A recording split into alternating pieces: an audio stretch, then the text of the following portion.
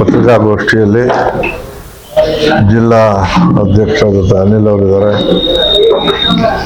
ಇಳಕಲ್ ತಾಲೂಕಿನ ಅಧ್ಯಕ್ಷರಿದ್ದಾರೆ, ಬಾಗಲಕೋಟೆಯ ಅಧ್ಯಕ್ಷರಿದ್ದಾರೆ ಹಾಗೂ ಮುನಗುಂದ ಅಧ್ಯಕ್ಷರು ಒಳಗೊಂಡಂತೆ ಪತ್ರಿಕಾಗೋಷ್ಠಿಯಲ್ಲಿ ಭಾಗಿಯಾಗಿದ್ದೇವೆ.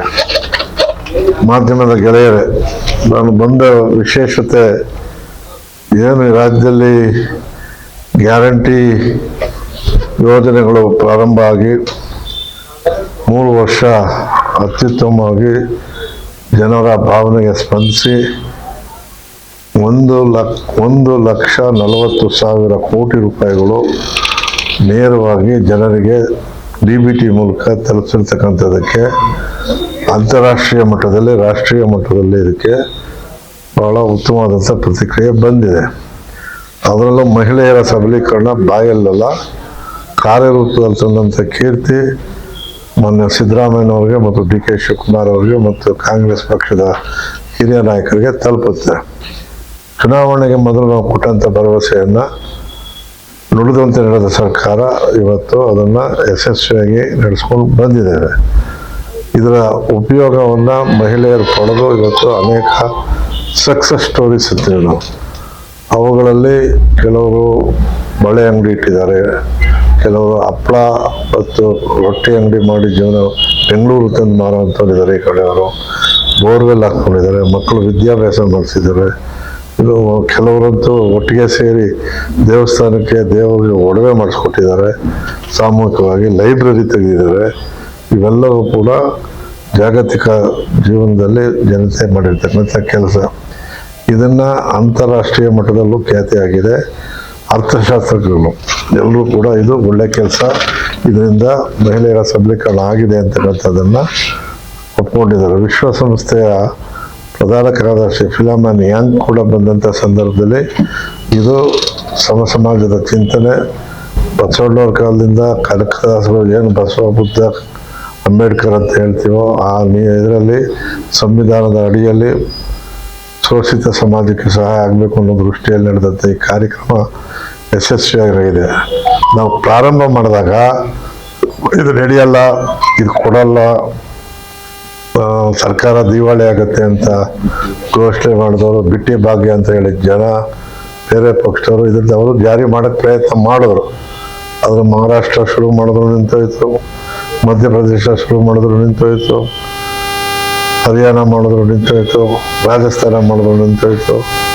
ಕೊಡ್ತಾ ಇರೋರು ನಾವೇ, ಕರ್ನಾಟಕದೇ ಯಶಸ್ವಿಯಾಗಿ ನಡ್ಕೊಂಡ್ಬಂದಿದೆ.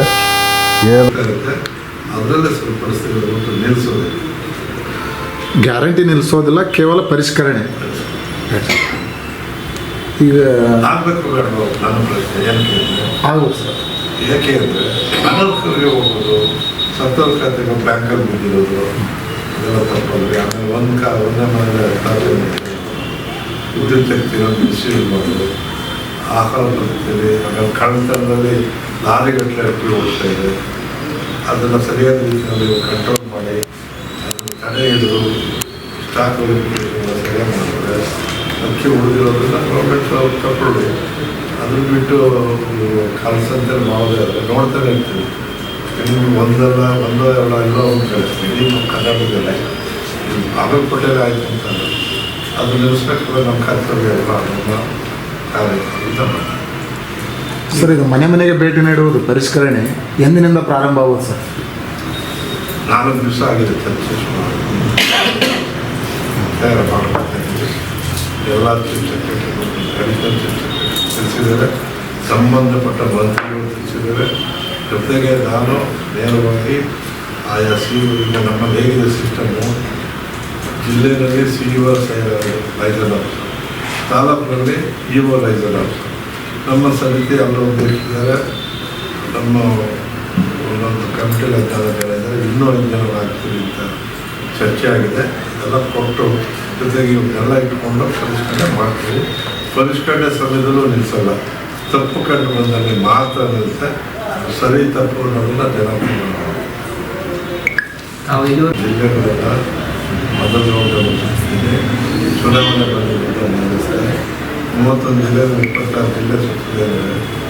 ಅದು ನಮ್ಮ ಕರ್ತವ್ಯ ಮಾಡಿದ್ದಾರೆ. ಎಲ್ಲ ಜಿಲ್ಲೆಗಳು ಚುನಾವಣೆ ಬಂತು, ನೀತಿ ಸಂಹಿತೆ ಬಂದಾಗಿಲ್ಲ, ಅದಾದ ಇದು ಬಂತು, ಈಗ ಪ್ರಾರಂಭ ಮಾಡಿದ್ದೀನಿ. ಕಂಪ್ಲೀಟ್. ಸರ್, ನೀವು ಗ್ಯಾರಂಟಿ ರಾಜ್ಯ ಅಧ್ಯಕ್ಷರಾಗಿ ಹೆಮ್ಮೆ ಇದೆಯಾ ನಿಮಗೆ ಈ ಒಂದು ಹುದ್ದೆ ಪಡಿಬೇಕಂತ? ಅಂದರೆ ಗ್ಯಾರಂಟಿ ಪ್ರಾಧಿಕಾರದ ರಾಜ್ಯಾಧ್ಯಕ್ಷರಾಗಿ ನೀವು ಆಯ್ಕೆ ಆಗಿದ್ರಿ, ಆ ಸಂದರ್ಭದಲ್ಲಿ ನಿಮಗೆ ಈ ಸ್ವೀಕಾರ ಮಾಡ್ಬೇಕಂದ್ರೆ ಏನು ಅನಿಸ್ತದೆ? ಇದು ಒಳ್ಳೆ ಸ್ವೀಕಾರ ಮಾಡೋದು ನಿಮಗೆ ಒಳ್ಳೇದು ಅನಿಸ್ತಾ? ಆವತ್ತಿನ ಸರ್ ಜನರ ಸೇವೆ ಸ್ಯಾಟಿಸ್ಫ್ಯಾಕ್ಷನ್ ಆಗಿದೆ. ಹಾಂ. ಖಂಡಿತ ನನಗೆ ಸರ್ಕಾರ ನನ್ನನ್ನು ಭರವಸೆ ಇಟ್ಟು ಈ ಜವಾಬ್ದಾರಿ ತಂದು 1,40,000 ಕೋಟಿ ಹಣ ಅಂತ ಕೆಲಸ ಸರಿಯಾದ ರೀತಿಯಲ್ಲಿ ಜೊತೆಗೆ ನಿಮಗೆ ಬಡವರಿಗೆ ಮಾಡುವಂಥ ಕಾರ್ಯ ಅಂತ ಅನಿಸಿದ್ದೇವೆ. Thank you sir. ಸರ್, ಸಚಿವ ಸಂಪುಟ ವಿಸ್ತರಣೆ ಇವತ್ತು ನಾನು ನಮ್ಮ ಕಾಲೇಜಲ್ಲಿ ಅಲ್ಲ, ಬಂದಿದ್ದೆ. ಸಾರ್ವಜನಿಕ ಮಂತ್ರಿ ಆಗಬೇಕಾದ್ರೆ ಎಲ್ಲ ಕಾಯ್ತಾವ್ರೆ. ಅದಕ್ಕೆ ಕಾರಣ ಮಂತ್ರಿ ಆಗಬೇಕಾದ್ರೆ ಏರಿಯಾ ವೈಸು, ಡ್ಯೂಟಿ ವೈಸು 14 ಇರಬೇಕು, 14 ಆಗಿದೆ, 20 ಇದೆ. ಅದು ಮುಖ್ಯಮಂತ್ರಿಗಳು ಮಾಡ್ತಿದ್ರು. ಸರ್, ನೀವು ನಿರ್ಸರಣೆ ಇಲ್ಲ ಆ ಪ್ರಕ್ರಿಯೆಲ್ಲ ಮತ್ತು ಡೈಲ್ಯೂಟ್ ಮಾಡಬೇಕು. ಸರ್, ನಮ್ಮ ಕ್ಷೇತ್ರ ಶಾಸಕರ ಬಗ್ಗೆ ಸಚಿವರು ಆಗೋದು ನಿರೀಕ್ಷೆ ಏನಾರ? ನಾನು ಭಾಗಿ ಅಲ್ಲ,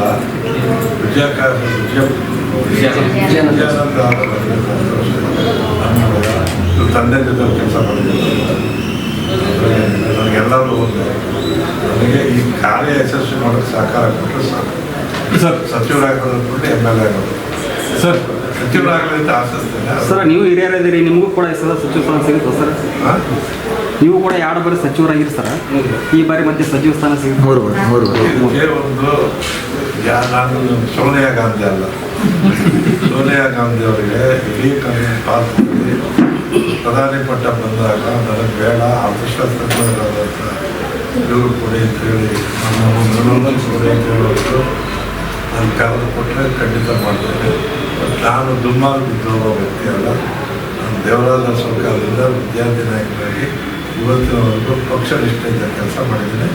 ನನಗೂ ಆಸೆ ಇದೆ, ಆದರೆ ಸರ್ ನೋಡ್ಬಿಟ್ಟು ಸರ್, ಬೆಳಗಾವ್ ಸರ್ ಸತೀಶ್ ಜಾರಕಿಹೊಳಿ ಬಾಬು ಮನೆ ಮೇಲೆ ಐ ಟಿ ಏನು ಅದ್ಭುತ ಕೆಲಸ IT ಮುಂದಂತೂ ಹೇಳ್ತೀನಿ, ಕಂಡಮ್ ಮಾಡ್ತೀನಿ. ಏಕೆಂದರೆ ಸ್ವಾಯತ್ತತೆ ಸಂಸ್ಥೆಗಳನ್ನು ದುರುಪಯೋಗ ಮಾಡಿಕೊಂಡು BJಪಿಯವರ ಚಾಳಿ, ಕೇಂದ್ರ ಸರ್ಕಾರದ ಚಾಳಿ, ಹಿಂದಿಂದಲೂ ಈ ಇಲಾಖೆಗಳಿರುವೆ. IDನೂ ಇತ್ತು, ಇನ್ಕಮ್ ಟ್ಯಾಕ್ಸ್ ಇತ್ತು, CBI ಇತ್ತು, ಎಲ್ಲ ಇಲಾಖೆ ಇತ್ತು. ಕೊನೆಗೆ ಕೋರ್ಟು ಕೂಡ ಎಲ್ಲವನ್ನು ಎಲೆಕ್ಷನ್ ಕಮಿಷನ್ನು ಇತ್ತು. ಬಿಹಾರಲ್ಲಿ ನೀತಿ ಸಂಹಿತೆ 210,000 ರೂಪಾಯಿ ಕೊಟ್ಟರಲ್ಲ, ಇದು ಎಲ್ಲಿದೆ? ಎಲ್ಲ ಕೈಗೊಂಬೆ ಆಗಿದೆ. ಕಣ್ಣು ಕಾಣೋದಲ್ಲ. ಕಾಂಗ್ರೆಸ್ನವರು ಮತ್ತು ಸಣ್ಣ ಪುಟ್ಟ ವಿರೋಧ ಪಕ್ಷರು, BJಪಿಯವರು ಇಲ್ಲೇನಾದರೂ ಇದ್ದು ಸ್ವಲ್ಪ ತೊಂದರೆ BJಪಿ ಕ್ಲೀನ್ ಅವರು ಇಲ್ಲಿದ್ರೆ ಮಾತ್ರ ಕಾಣುತ್ತೆ. ಇದು ಅವ್ರದ್ದೇ ಕಾಂಗ್ರೆಸ್ ಕೂಟ.